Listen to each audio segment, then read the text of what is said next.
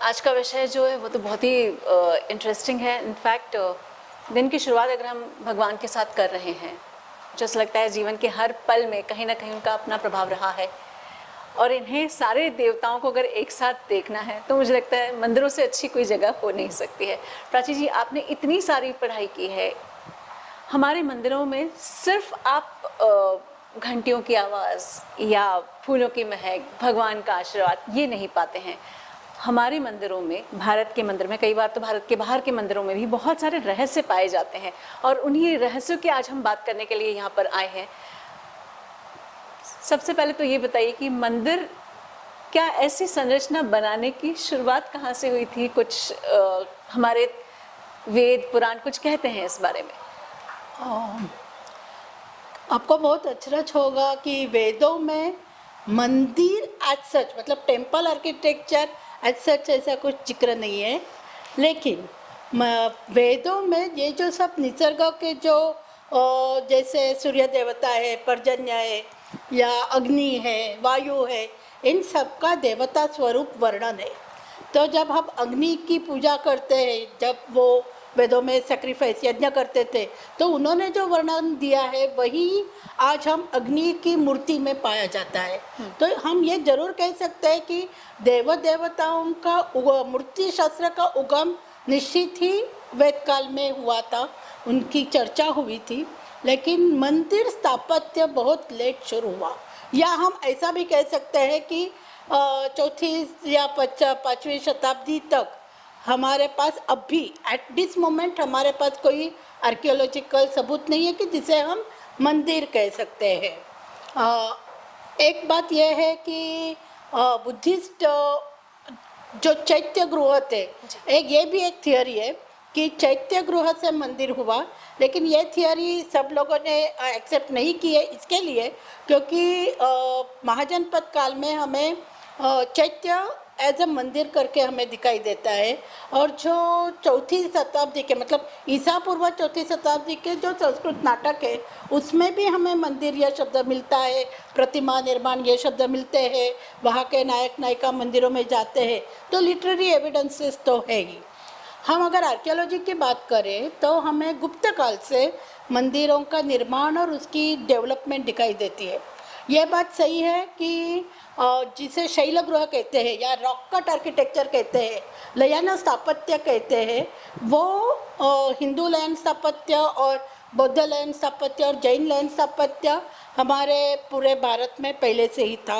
मतलब around 4th century BCE से लेके शुरुआत हुई थी, लेकिन मंदिर एज सच हमारे यहाँ 4th CE से मिलते हैं। पर्टिकुलरली जो अर्ली गुप्ता टेम्पल्स है, जैसे मध्य प्रदेश में नासना, कुट्रा, देवगढ़ जैसे भाग है, वहाँ पुराने मंदिर मिलते हैं, और एक बहुत सारा सिंपल मंदिर मिलता है, और सिंपल से कॉम्प्लेक्स उसकी विकास हुआ है, और उसका विकास हमें ऑल ओवर इंडिया मिलता है। मुझे कहने में एक इंटरेस्टिंग बात यह है कि ये एक हमेशा का सवाल या डिबेट रहता है कि मंदिर का निर्माण क्यों हुआ और मंदिर की ज़रूरत क्या है। बहुत कॉमनली पूछा जाता है। तो बेसिकली मंदिर का निर्माण संस्कृति की रक्षा या संस्कृति का, जिसे हम सेंटर, केंद्र इसके लिए हुआ है। वो सिर्फ रिलीजियो फिलोसॉफिकल स्पिरिचुअल सेंटर नहीं है।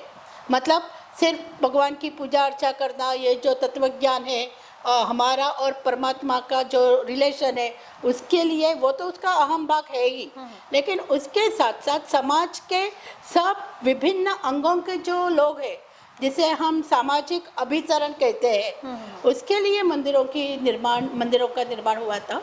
और उसके हमारे बहुत सारे एविडेंसेस ये कहते हैं कि ये जो हमारे पर्व रहते हैं या उत्सव रहते हैं या मंदिरों की पूरी पूजा अर्चा जो रहती है या मंदिरों का एक इकोनॉमिक इम्पोर्टेंस जो रहता है, वो पहले से ही हमें मालूम था, और वो पहले से उनका वही एक फोकस रहा है। मैं बाद में बृहदेश्वर के बारे में बात करूंगी जी। तो उसमें हम पूरा का पूरा देख सकते हैं कि कैसे ये सबके लिए था, और कोई भी यहाँ आके अपनी कला या अपना व्यापार सेवा के रूप में दे सकता था। ये एक बहुत मल्टी डायमेंशनल ये एक रचना थी। अगर हम फिलोसफी की बात करते हैं तो वो बहुत इम्पोर्टेंट है, how philosophy is connected with architecture. Basically अपनी कोर फिलोसफी क्या है, हम सब एक है। उपनिषद के जो 4 ब्रह्म वाक्य है वो क्या कहते हैं कि हम यानी आत्मा और परमात्मा वो एक ही है, we are connected with that. जो सोहम या अयम आत्मा ब्रह्म, ऐसे जो ब्रह्म वाक्य सब चराचर सृष्टि में एक ही परमात्मा का वास है, हम उनके ही अमृतस्य पुत्र हम हैं। तो उसके लिए उपनिषद में एक अपनी पूरी फिजियो साइकोलॉजिकल, जब आजकल जो ये चीज़ें आजकल भी बहुत कॉमन है, इन थिंग है, वो अन्नमय कोश, प्राणमय कोश, ज्ञानमय कोश, विज्ञानमय कोश, ऐसे जो पंचकोश का जो सिद्धांत है, वही पंचकोश का सिद्धांत हमें टेम्पल आर्किटेक्चर में भी मिलता है। टेम्पल आर्किटेक्चर के जो पंचमंडप की रचना है या पंचमंडप है, वो पंचकोश से मिलते जुलते हैं। और पूरा मंदिर स्थापत्य इससे ही बना हुआ है कि मंदिरों में जाने के बाद हम कैसे भगवान या परमात्मा के नज़दीक जाए और हम कैसे सब एक है, उसकी भावना महसूस हुआ। ऐसी ही कल्पना से, मूल कल्पना से मंदिर का स्थापत्य किया गया और उसका एक डेवलपमेंट बाकी छठी सप्ताह 7-8 7 सेंचुरी से शुरू हुई। हम वो उसके एक एक की चर्चा करेंगे। एक छोटा सा मैंने क्यों आवश्यकता है इतना बताया है। लेकिन फिर भी कुछ समय ऐसा भी रहा जब हम मंदिरों की बात भी नहीं करते थे, या स्थापत्य कला जैसी कोई कला भी मौजूद है, या फिर मंदिर का आर्किटेक्चर भी इतना इम्पोर्टेंस रखता है, ये सब चीज़ें हम भूल रहे थे। ऐसे में पिछले कुछ समय में बहुत अंतर नज़र आया है। आप मुझे बताइए कि ऐसी क्या चीज़ें और इसमें बताई जा सकती हैं ताकि यहाँ बैठे हुए जो नई जनरेशन है उनको भी। ये थोड़ा कहना गलत होगा ऐसा मुझे लगता है कि हम भूल गए थे। अच्छा, हम कभी मंदिर जाना भूल नहीं गए थे। नहीं, कलाओं हम की कभी कलाओं का भी भूल नहीं गए थे क्योंकि अगर कलाओं को हम भूले होते थे या मंदिरों का स्थापत्य अगर भूले होते थे तो वो जो एक कंटिन्यूटी है वो कब की चली गई होती। लेकिन कंटिन्यूटी आज भी मौजूद है। हम अगर साउथ इंडिया के किसी भी ग्राम में जाए या महाराष्ट्र के ग्राम में जाए या नॉर्थ के जाए या वेस्ट के जाए या नॉर्थ ईस्ट पे जाए, आप कहीं भी जाओ हमें वो कंटिन्यूटी दिखाई देती है। वो चाहे हमें डायरेक्ट उसका रिलेशन शायद समझ में नहीं आता होगा, लेकिन continuity of the tradition is still going on. मैं एक बात बताती हूँ कि मंदिरों के निर्माणों के बारे में और विकासों के बारे में। एक मंदिर स्थापत्य का ढांचा तो हो गया कि पहले एक सिर्फ चौरस का एक मंदिर था, उसके ऊपर एक रूफ था, मतलब छप्पर था। नॉर्थ इंडिया में फ्लैट था, साउथ में वो थोड़ा टेपरिंग था वगैरह वगैरह। लेकिन धीरे धीरे ये फिलोसफी के साथ जैसे तंत्र बढ़ा या when we were scientifically develop particularly 4th century CE to 10th 12th century, तो उसका जो टेक्नोलॉजिकल नॉलेज बढ़ गया, तब मंदिर के निर्माण में आया हुआ टेक्निक और ये बड़े बड़े मंदिर का निर्माण होना शुरू हुआ। अगर आप उड़ीसा जाए या आंध्र में जाए या गुजरात में जाए, हर जगह में ये दिखाई देता है। उसका कालावधि अलग अलग है। मतलब अगर बंगाल और उड़ीसा में कालावधि 10वीं शताब्दी से लेकर 12वीं शताब्दी तक है, या साउथ में 6th सेंचुरी से लेकर 13th सेंचुरी तक है। गुजरात और राजस्थान में जैसे मरु गुर्जर स्थापत्य कहते हैं, उसका 10th सेंचुरी से लेकर 13th सेंचुरी तक है। महाराष्ट्र में जैसे हेमाडपति कहते हैं या भूमिज शैली का वो उदाहरण है, उसका 13th सेंचुरी से है। अच्छा। ऐसे अलग अलग काल में अलग अलग स्टाइल के मंदिर तो बनाए गए हैं और ये मंदिर के स्थापत्य का जो एक शास्त्र है वो बहुत ही विकसित हुआ शास्त्र है। ऐसा एक भी बुक नहीं है कि जिसमें इस शास्त्र के बारे में लिखा गया नहीं है। ऐसे बहुत सारे पुस्तकें हैं और वो सिर्फ और ऐतिहासिक काल में लिखे गए हैं ऐसी बात नहीं है। इवन जो हम सोकल धर्मशास्त्र कहते हैं या धर्मसूत्र कहते हैं, उसमें भी इसका उल्लेख है। अच्छा। जैसे पारस्कर गृह सूत्र में एक जगह मंदिर का निर्माण या भगवान का चैत्य का निर्माण क्यों करना चाहिए, ऐसा एक उल्लेख पाया जाता है।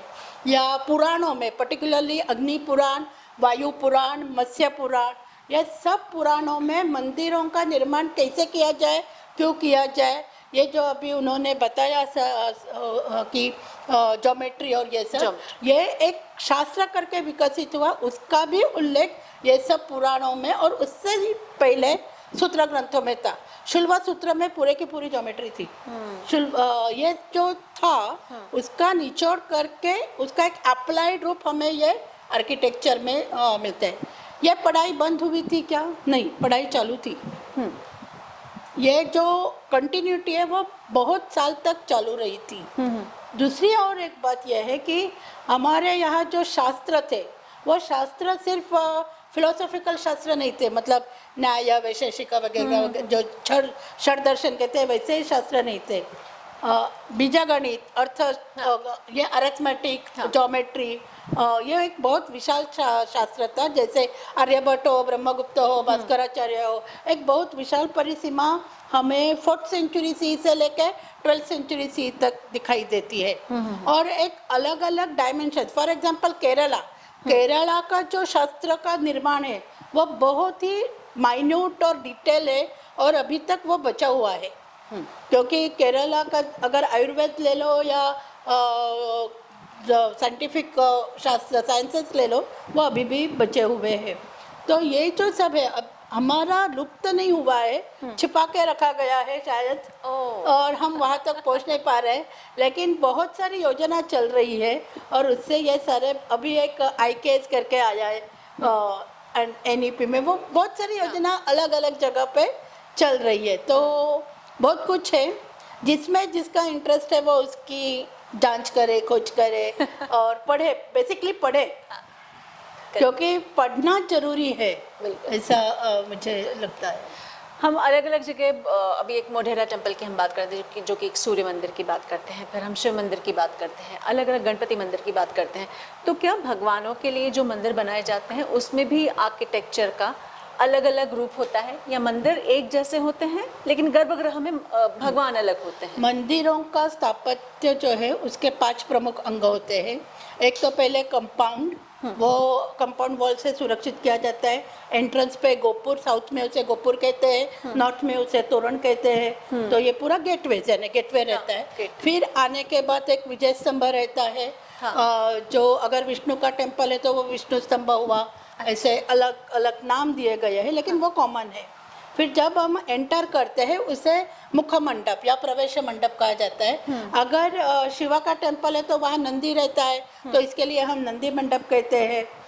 वहाँ ही एक बलिपीठ रहता है। बलिपीठ मतलब उस जमाने में जो भी बलि दिया जाता था, not necessary Bali means violence only, मतलब बलि मीन्स जानवरों का बलि या नर बलि, ऐसा कुछ है, वो भी चलता था, लेकिन वही है ऐसा नहीं। बलि यानी कुछ तो ऑफरिंग करना, कुछ तो सैक्रिफाइस करना। वो बलिपीठ हुआ करता था। फिर हम अंदर आते थे तो वहाँ एक सभा मंडप या रंगा मंडप, जहाँ सब सारे कलाकार, आप सब कला से निगडित लोग हैं, सब कलाकार अपनी कला पेश करते थे। और नॉट ओनली कला, वहाँ वो विद्वज्जनों के लिए भी था, अलग अलग विषयों पे शास्त्रार्थ हुआ करता था। तो ये सब सभा मंडप, it's like our theaters or assembly halls where knowledge and literature and art, performing art, all are performed. उसके बाद का जो एक ये उसे वेस्टिबुल या अंतराल कहते हैं। और अंतराल के बाद गर्भगृह रहता है। गर्भगृह में जिस कोई भगवान की मूर्ति हो, शिव हो, सूर्य हो, जैसे वह रहती थी। ये 5 मंडप अपने 5 फिजियो साइकोलॉजिकल स्टेट से, यानी उपनिषद के पंचकोश से निगडित है। इसका मतलब है कि हम मंदिर में आते, जब एंटर करते हैं तो हम अपने जूते रख देते हैं बाहर, वहाँ बाहर पानी की एक व्यवस्था रहती है, हाथ पैर धो के हम अंदर आते हैं। तो इसका मतलब हमारा जो फिजिकल डर्ट या मल, कर्ममल, वो थोड़ा बाहर छोड़ दो। फिर अंदर आने के बाद आप सभा मंडप में कला का आस्वाद लो, शास्त्रार्थ का ज्ञान करो, तो थोड़ा अपने मन और बुद्धि को थोड़ी चालना मिलती है।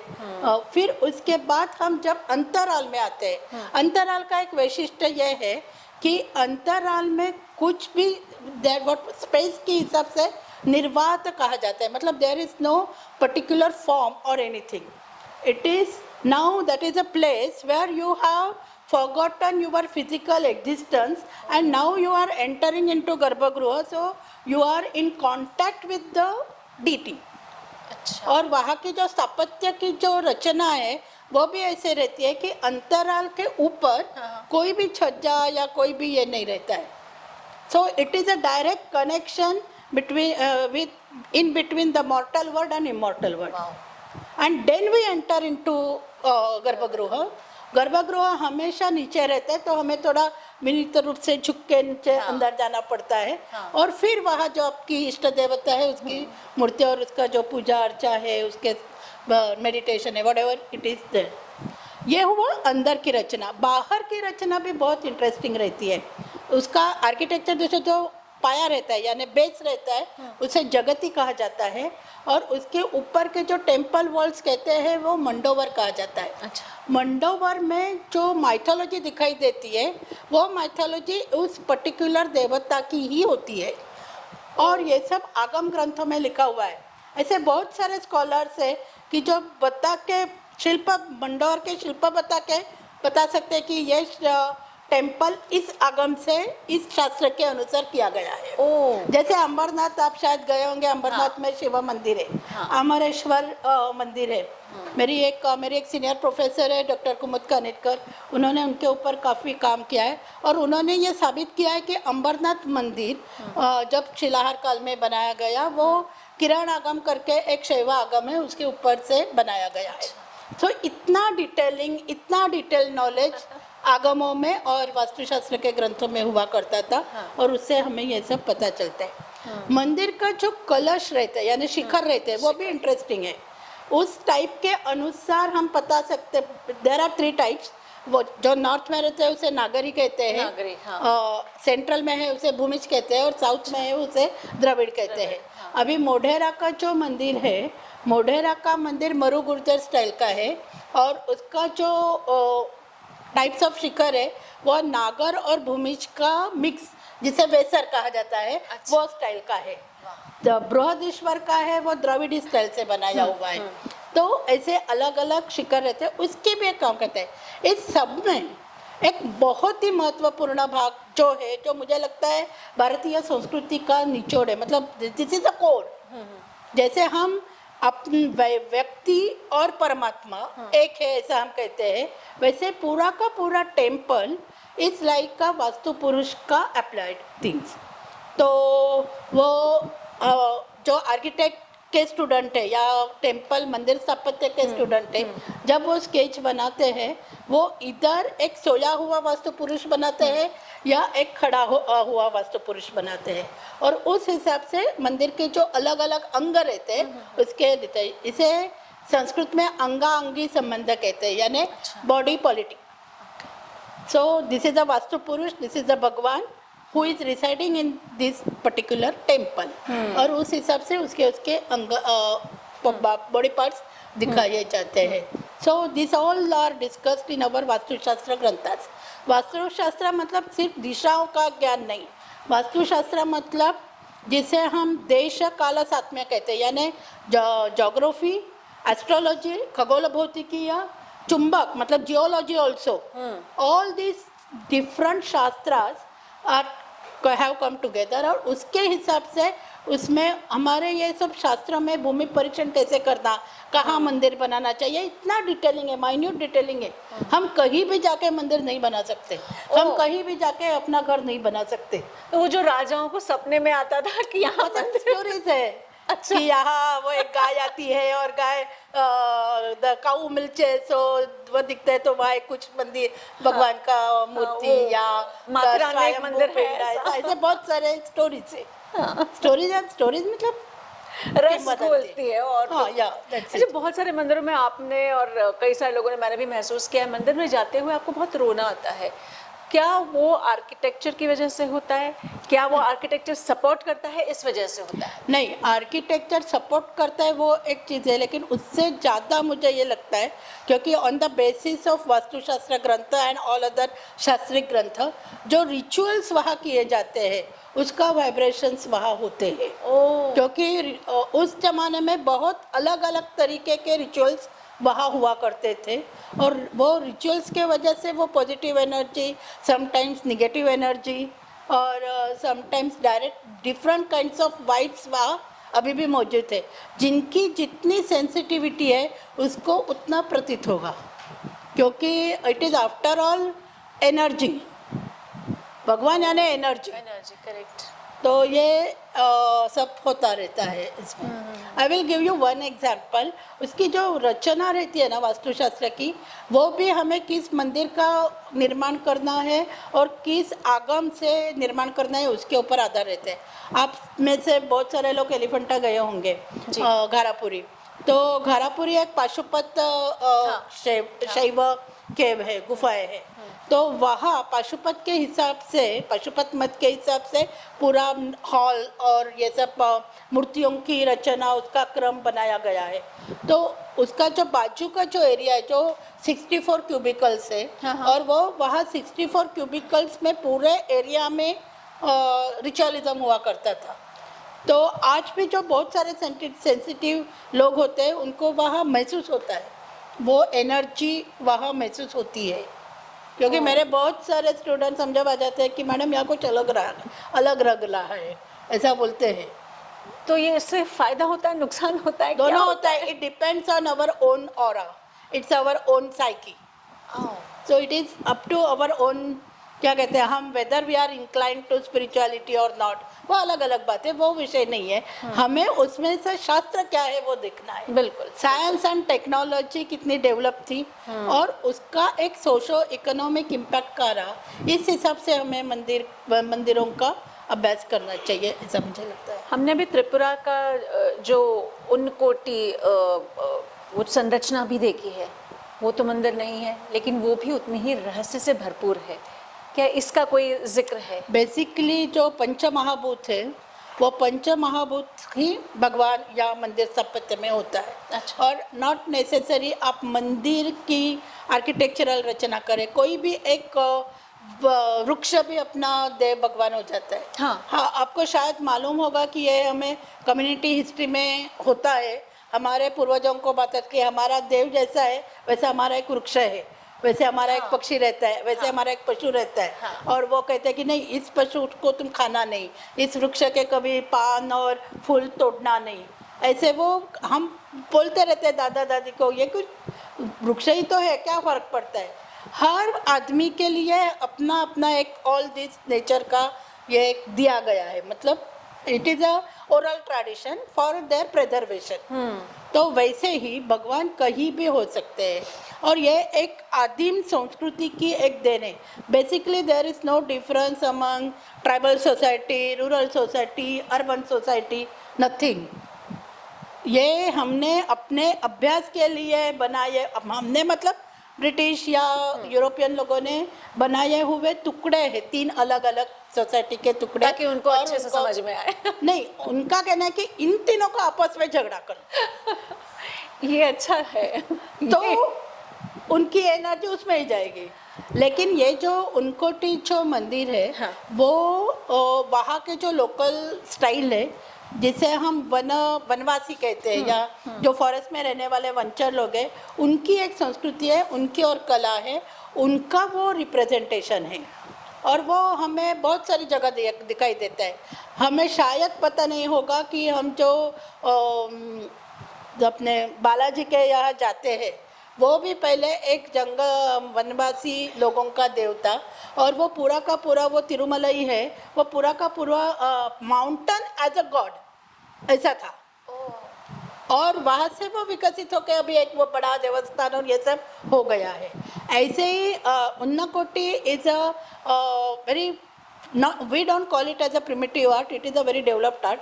हमें साउथ ईस्ट एशिया में हर जगह मिलती है। उन्होंने सिर्फ अंकोर वैट का उल्लेख किया, लेकिन साउथ ईस्ट एशिया के बहुत सारे कंट्री में, इवन थाईलैंड में, मलेशिया में, हर जगह, जैसे अपने बाटू केव्स का सुना होगा, बाटू केव्स में भी ऐसे मूर्ति, बड़ी लंबी हनुमान जी की मूर्ति है। ऐसे दिस इज अ स्टाइल कि पर्वतों में से खोदना और एक शिल्पकला विकसित करना और यूज करना, यूज मूर्ति बनाना, ये एक एशियन स्टाइल है जो हमें अक्रॉस द एशिया मिलती है।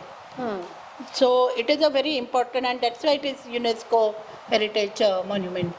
मंदिरों के लिए ये कहा जाता है कि अगर जो मूर्ति है वो भग्न हो गई हो, टूट गई हो, तो उसे नहीं मानना चाहिए या उसको वहीं पर, हाँ, खंडित है इसलिए उसकी पूजा। इसके पीछे क्या कोई साइंटिफिक कारण होता है? नहीं, क्योंकि क्या होता है, जब मंदिर मतलब कोई भी इमेज है, वो इमेज को हम इनिशिएट करते हैं मतलब उसमें प्राण प्रतिष्ठापना कर किया जाता है। और अगर मंदिर ये जो शिल्प है या मूर्ति है, जिसे हम गर्भगृह में स्थापित करने वाली मूर्ति है, वो साक्षात तत्व रूप जो भी भगवान होगा उसका तत्व रहता है, उसका इसेंस रहता है। अगर हमें उस तत्व की पूजा करनी है तो उसे सेंटिफाइड करते हैं, ये प्राण प्रतिष्ठापना करते हैं। अगर वो खंडित हो गई, इसका मतलब वो उसमें से जो प्राण है या उसमें से जो इसेंस है वो चला गया है, तो हम पूजा करके कुछ फ़ायदा नहीं। We can't connect with that murti. इसके लिए कभी भी, इवन घर में भी, जब गणेश जी की पूजा होती है, रास्ते में आते वक्त अगर गणपति की मूर्ति की भंग हो गया तो हम तुरंत जाके दूसरे गणपति मूर्ति लाते हैं। और ऐसा कहना है कि ये क्या हो गया, ऐसा शुभ अशुभ ये बात नहीं है, लेकिन कोई भी खंडित वस्तु की पूजा नहीं करना, ये उसमें भाग है। इसके लिए ये बनाया गया। और ये सिर्फ भगवान के लिए नहीं, राज्य में भी ऐसा ही होता है कि राज्य का उत्तराधिकारी अव्यंग्य, मतलब कोई भी व्यंग्य नहीं चाहिए। ये सब बहुत सारे क्राइटेरियाज होते हैं, हाँ, हर जगह होते हैं ऐसे। बिल्कुल बिल्कुल। तो ये एक मान्यता है, हम कह सकते हैं। एक बृहदेश्वर मंदिर दिखाया गया जिसके कि शिखर बहुत ज़्यादा हैवी था, मतलब टन के हिसाब से उसका वजन था। इसमें बताया गया कि शायद एक राउंड स्पाइरल लिया होगा या फिर कहीं कोई पुल बनाया होगा। क्या इसकी कोई उल्लेख किया गया है? बृहदेश्वर का जो मंदिर है उसमें वो राउंड का जो दिखाया गया है वैसे ही वो बनाया गया है। अच्छा। और कर्नाटक में जो वो बृहदेश्वर से बहुत पहले बनाए गए हैं, जैसे पट्टाडकल, बादामी या हम बृहदेश्वर के बाद बनाए गए हम्पी के टेम्पल्स, उन सब की रचना कैसे की उसका भी वर्णन है। क्योंकि साउथ में 4 ग्रंथ बहुत फेमस थे। एक तो समरांगन सूत्रधार जो 10वीं शताब्दी में लिखा गया है राजा भोज का, मयमतम करके पहले 6th-7th सेंचुरी में लिखा गया है साउथ में ही। और तीसरा और एक ग्रंथ था जिसमें उन्होंने ये सब डिटेल्स लिखा है। और वराहमेर का बृहद संहिता जिसमें एस्ट्रोलॉजिकल बहुत सारी चीज़ें बताई गई है। हाँ। ये सब ग्रंथों के अनुसार एक पूरी टेम्पल कंस्ट्रक्शन एक बहुत बड़ा बिजनेस के नाम पता नहीं, लेकिन एक बहुत बड़ा क्या कहते हैं उसे, इट इज अ चैलेंज का कार्य था, एक बहुत बड़ा कार्य था। पर हम ये भी तो कह सकते हैं क्योंकि टेम्पल इकोनॉमी आज के देश में, हमारे देश को कितना ज़्यादा उद्योग